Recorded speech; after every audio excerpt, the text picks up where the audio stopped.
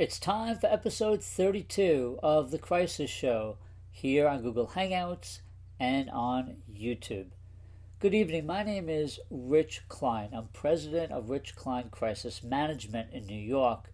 I'm also the founder and host of The Crisis Show, which began in June 2012. Tonight we're going to talk about a real serious issue, and that is conduct in school systems. Particularly, there's been a pattern of news stories about teachers getting arrested in recent years, and in particular tonight we're going to talk about teachers who are arrested and charged with allegations of sexual misconduct, of rape, and other horrifying situations which we're going to talk about. Now, the reason we're focusing in on these incidents is because these are the kinds of incidents that make people cringe and that make school superintendents and principals and parents in school districts and students themselves very concerned about their safety and security. So one of the threads that I've noticed in analyzing some of these case studies we're going to look at tonight is the inability to communicate effectively with your critical audiences. If you're a school board member, if you're a school superintendent, if you're a teacher or staff member in a school district, and if you're a student, this is the show for you. So let's get to it. If you can see here, and I'm sure you can, on my screen I've typed in the search term teacher arrested and then clicked on news. And as you can see, there's a list of places around the country where teachers have been arrested in the last week or so. You hit next, and the list goes on. What I'm going to do tonight is take you through 3 or 4 case studies of incidents that happened the last few days, even today, and give you some advice about how I thought the school district or the school itself could have responded better to the crisis situation. By the way, it is a crisis situation when a teacher is arrested. It's a serious crisis situation when a teacher is arrested and charged with things like rape, sexual abuse, misconduct, unlawful touching, and so forth. So these are real serious situations. So let me take you through the first one. This incident was reported by the Peoria Journal-Star in Illinois at the Dunlap High School. And this is a staff member, a teacher, who was found with a hidden cell phone that authorities say was used to record video. So I'm just scrolling through the story. By the way, I just glanced at this earlier today, so please bear with me. Authorities are saying that this teacher used his iPad to record images, and then they found these images on his computer. So let's look at the school district response. I'm going to read you the statement from the school superintendent. His name is Jay Marino, and he apparently sent a press release or news release to this reporter. I am proud that our administration immediately ensured the safety of our students and staff. Once made aware of the situation, Marino said, our community is strong and our teachers, staff, and administrators are committed professionals who will help us get through this incident together. So, a couple of takeaways here. Number one, this school superintendent did a good job in thinking to release some kind of news statement. The shortcoming, however, is that the statement is inadequate. It's one thing to put out a statement, it's another to communicate effectively your concern and your empathy for the victims, and that you're doing everything you can to investigate it independent of the police. So to start out a statement to say that he's proud of his administration doesn't really resonate with people who are very concerned when something like this happens. But the first thing this school superintendent should have said is that we are outraged and very concerned about this incident. We are going to do everything we can to investigate it further and encourage students who may have had contact with this teacher to come forward. So one of the things the school could have done is encourage people who may have had inappropriate contact with this teacher, who may have been victims of this teacher's conduct. They could have put out a telephone number, either at a school psychologist's office or the law enforcement, the law enforcement that has jurisdiction in this case. I'm not sure what it was. I imagine it may have been the state police, but usually there's a tips number or a confidential number that you can call if you've been a victim of a crime. There's nothing like that here. The school superintendent didn't go far enough in reassuring the community. What he did was just say how proud he was at the handling of it, but we don't even know how it was handled at this point. So, good idea to put out a statement, not a good idea to just toot your own horn when there's people who are going to be talking about this at the water cooler, inside the school, throughout the community, and particularly on social media. So, this is the Dunlap High School incident. Here's another incident in West Hampton Beach School District on Long Island. This is in New York State. For those of you who are familiar with the Hamptons, it's a big tourism destination on Long Island in New York. This is West Hampton Beach. This story broke on March 20th. By the way, today is March 20th, so this story was updated just a couple of hours ago before we were airing today. Here's a teacher, I believe is a phys ed teacher, who was arrested and charged with using a cell phone to make a recording in the girls' locker room. So a very similar story, using his cell phone to record video in the girls' locker room. This was an investigation done by the New York State Police, and they do a pretty good job because I happen to live in New York and I monitor how they handle news coverage and arrests. So this gym teacher pleaded not guilty earlier today. I'm just reading through this. And again, let's look at how this school district responded to this news, which of course not only made the local news here in the Hamptons, it also was newsworthy to the media throughout the tri-state region. So here is the Facebook page of the West Hampton Beach School District, and there's no mention of this at all by the school superintendent or anyone on the school board. They're just talking about school issues on the district Facebook page. So here's the school district website, and I did see this earlier. So this is good. They put up in red letters right here, updated statement. Please click here to read the district's updated statement regarding recent allegations at the middle school. So I just showed you the media, one of the main media stories. Now let's look at how this school responded. I'm going to open up the statement if I can. Click on it. Okay, it's coming up, I think. Here we go. And as you can see, it's on the letterhead of Superintendent of Schools, Michael Rade, I'm not sure how to pronounce it. The district has been informed by the New York State Police of the arrest of a middle school teacher. The individual has been suspended until further notice, pending the outcome of the legal process. Since this is a personnel matter and an active investigation, the district is legally constrained from sharing any additional details at this time. Please be assured that the safety and well-being of students is our top priority, and the district will continue to cooperate with law enforcement officials during their investigation. So a couple of things here. Number one, if you're going to put out a statement on letterhead that has your name, it's much better and much more personal to, when you put out the statement, use attribution. In this headline, instead of just putting out letterhead, it should have said, statement by Michael R. Rade, Superintendent of Schools, regarding alleged incident.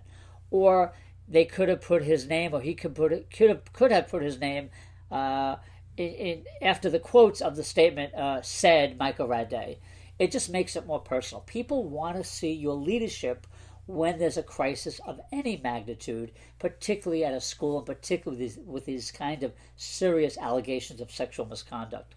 So real important to be the face of the community if you're the superintendent, if you're the chair of the school board, or whatever you call that title, if you're a principal. So make sure that you personalize it, okay? That's the West Ham. So they get good points here for putting it prominently on their website. They didn't put it on the Facebook page. I would have done the same there, because that is where people are going today in the community for information when the crisis hits. You can't assume they're going to go to your website for statements. They may go to your website, but many people today, because of social media, think that they assume that you have a Facebook page, or they assume you have a Twitter account. So use those social media tools that you do have to maximize outreach to the community. So that's West Hampton. Here's just a PDF of that statement. I'm going to now turn to another incident. Coincidentally, this also happened in Long Island, also reported today. Freeport, Long Island. This is in Nassau County, a little bit closer to New York City, a big population area on the south shore of Long Island. And this is a very serious case. I would say even more serious than the West Hampton one you just heard about, because this was a principal arrested and charged with allegations of sexual activity with a teenager.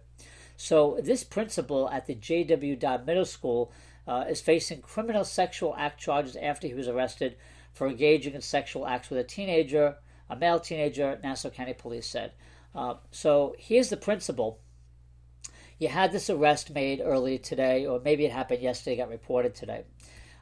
Here is the Freeport Public Schools website. And as you can see, urgent message from the superintendent. That's a good idea. I would have had a little more context, but I'm not going to beat them up too badly because they did at least put it on their homepage. So I'm going to try to open this statement for you and read it to you. Urgent message from the superintendent of schools. Dear parents, guardians. Today, the Nassau County Police Department informed me of the arrest of the J.W. Dodd Middle School principal for his alleged involvement in an inappropriate incident. Well, inappropriate's one thing. People already had read it in the media. It's something else. So remember that when you're putting out these statements, the media is already reporting it. So try to keep up with what's being reported if it's accurate. I'm going to continue now. The members of the Board of Education and I take this matter very seriously. The district's number one priority is the safety and security of our students and staff. So they have the same similar template language that we've seen in a lot of these statements. The individual has been administratively reassigned to home pending the outcome of the investigation currently being conducted by law enforcement authorities. The district will continue to cooperate with law enforcement during their investigation. As this is a personnel matter, the district is legally prohibited from discussing any specifics regarding this individual and the police investigation. And then they talk about that they've assigned the responsibilities of the principal to a former assistant principal who will take over in the interim. So, again, a good idea to have a statement, but again, didn't go far enough. This is a principal. It's not like you have a substitute teacher comes in for a day and commits a crime, or a staff member. This is a principal who has a sense of celebrity, if you will, in the community. Children look up to a principal. So this had to be really emotionally difficult for students and the teachers and staff to learn this. And even more reason for the school superintendent to go beyond the typical stock statement filled with legalese.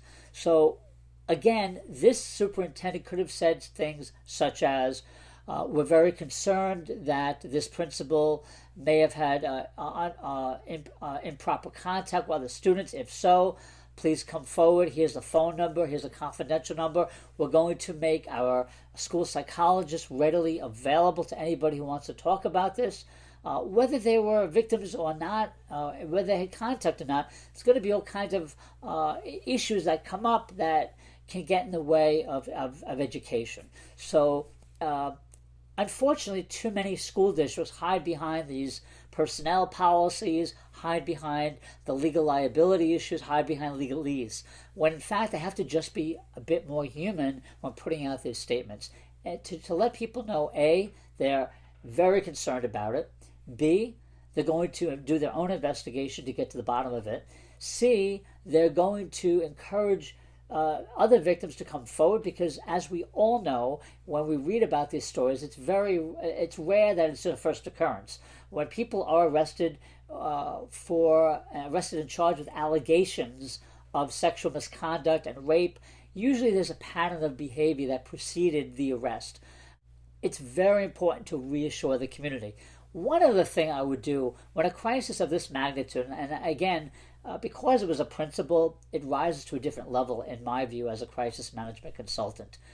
It would have been a good idea, not mandatory, but a good idea to use video. The superintendent needs to be the face of the district, particularly when a principal has been removed. People are looking for leadership. And if the superintendent had put out a YouTube statement, a YouTube video statement, he or she could have read this statement just as I read it to you, but it would have given a little more humanity to it. It would have shown that someone is in charge and someone is doing something about it, not just we'll get back to you when the police finish your investigation, which could take months, as we all know. So again, a good start, but not good enough. I will say that in this case, the superintendent of the school district did a good job of posting the same statement I just read to you on their Facebook page, which was really nice to see. So they are smart enough to use social media. Dr. Kishore Kunchaman, forgive me if I have the pronunciation wrong, and it looks like from the Facebook page that people appreciated that the statement was posted, and it was actually shared too. So it's good to also depend on your community to help you broadcast this kind of statement, to reshare it, to get it out there so people have your information, not the rumors, not the inaccuracies that are being tossed around the community. Okay, so that is the Freeport incident. This is the last one I'm going to show you. This is a teacher arrested and charged with the rape of a 13-year-old boy. It happened in the city of Newburgh at a private Catholic school. And as is the case when there's an incident or a crisis at a Catholic school, at least in New York, the Archdiocese of New York handles the PR, handles the crisis management, if you will. And in this case, I'm going to read you the statement that came out of the Archdiocese of New York, and then we'll take a look at what we think was good and bad about it. The safety and well-being of our students is always our primary concern, and the Archdiocese of New York and Sacred Heart School leadership are cooperating fully with local authorities on this case. Mrs. Lisa Franklin has not been employed by a Sacred Heart School as a substitute teacher since the spring of 2012. Because this is an ongoing police investigation, we are not able to provide any further comment. So a couple of things here. Number one, the Archdiocese of New York generally is pretty good about putting out statements when these things happen. However, this statement doesn't go far enough at all for a couple of reasons. First of all, you're stating the obvious. The safety and security is our primary concern. And the cooperating with local authorities, that's good. Again, there's no offer to encourage other people to come forward. There's no phone number for people to call for other victims to come forward.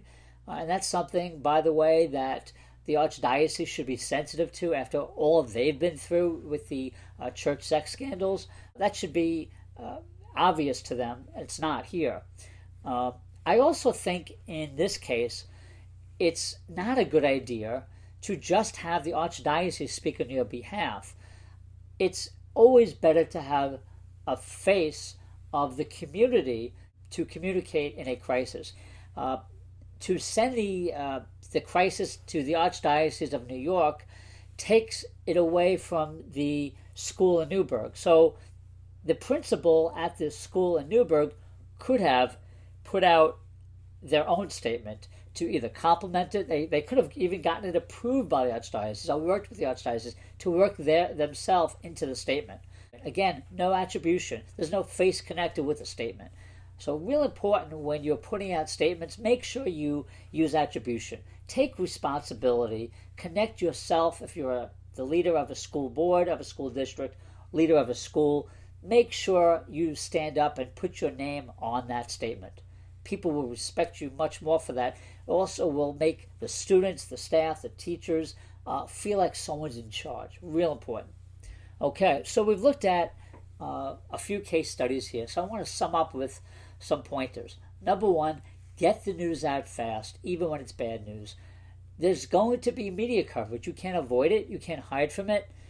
And if you allow the media to control the story, you're going to have more of a challenge to your reputation going forward. So it's important to keep up with the media. You should be monitoring what the media is saying about your teacher or principal who is arrested. If there are inaccuracies, you can use social media and your website to correct those inaccuracies within your statement and beyond. You need to also show the empathy that's really necessary in these kinds of very delicate, sensitive cases of sexual misconduct, rape, and so on. These are the kind of incidents that scare the heck out of parents, out of students, and it's very important that you do more than just put out a statement that say you care about the community. Of course you do. What people want to see and what they want to read about in these situations is that, number one, you're taking action, you're cooperating with the authorities, you're helping them with information that may lead to a successful prosecution of the suspect. You are encouraging students to come forward. Here's the phone number you can call. We're going to have psychologists available to the students. We're going to continually have a dialogue. We're going to have a board meeting which parents and students are invited to, in which we'll talk about this in an open forum about what we can do to help better identify these kinds of teachers who prey on our kids. All these things are important. You may also have some kind of forum with local law enforcement so they could educate kids about what to look out for and how they could report these incidents without feeling shame, how they could speak up. These are all good things that can only help the reputation of a school district in a crisis like this. So I hope this was educational. If you are the leader of a school district, of a school board, of a school, please send me your feedback. You can do that by following at The Crisis Show on Twitter and sending us a direct message.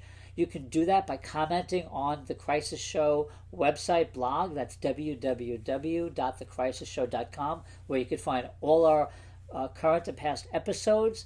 You could also do that by sending us an email, and you could send me an email to rich@thecrisisshow.com or thecrisisshow@gmail.com. This is Rich Klein of Rich Klein Crisis Management, signing off. Thank you for watching. We'll see you soon.